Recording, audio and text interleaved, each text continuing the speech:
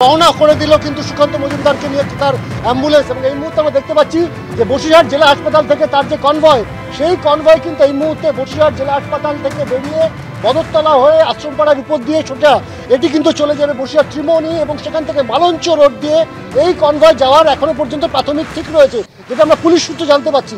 এবং এই মুহূর্তে আমরা যেটা দেখতে পাচ্ছি যে কনভয় কিন্তু বেরিয়েছে, দীর্ঘ কনভয়, যেহেতু সুকান্ত মজুমদার তিনি অসুস্থ হয়ে পড়েছেন এবং স্বাভাবিকভাবেই কিছুক্ষণ আগেই কিন্তু আমাদের বিজেপি নেতৃত্বের সঙ্গে কথা হচ্ছিল এবং তারা কিন্তু কার্যত অভিযোগ করছেন যে সুকান্ত মজুমদারকে কিন্তু কার্যত চক্রান্ত করে মেরে ফেলবার চেষ্টা হয়েছিল, এমন কিন্তু চাঞ্চল্যকর অভিযোগ করছে বিজেপি।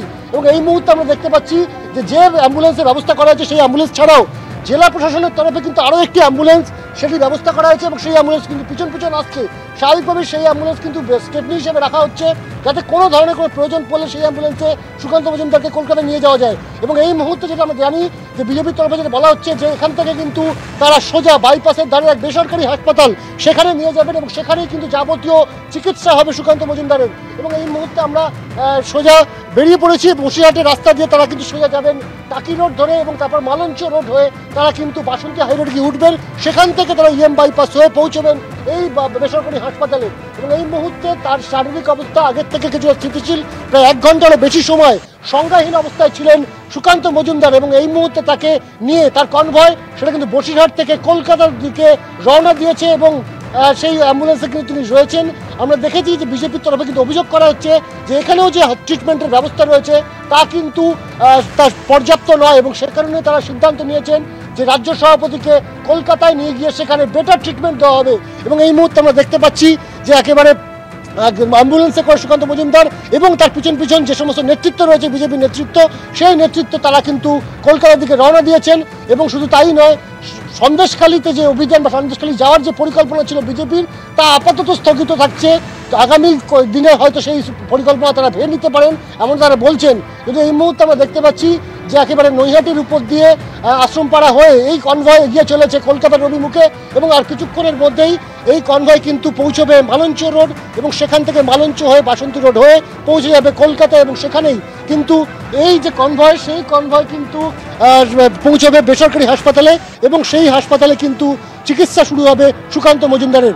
1 ঘন্টারও বেশি সময় যেহেতু তিনি সংজ্ঞাহীন ছিলেন, স্বাভাবিকভাবেই বসিরহাট জেলা হাসপাতালে চিকিৎসা ব্যবস্থা নিয়ে উষ্মা প্রকাশ করেছেন বিজেপি নেতৃত্ব এবং তাই তাকে তড়িঘড়ি কলকাতায় নিয়ে যাওয়ার বন্দোবস্ত করা হয়েছে বিজেপি নেতৃত্বের তরফে। আমার মনে হয় সাংসদ জীবন অচিরেই শেষ হবে উপলব্ধি করে তিনি ভবিষ্যতে বোধহয় অভিনয়ের জগতে নাম লেখাতে চাইছেন, সেই জন্যই একটা রিহার্সাল দিলেন।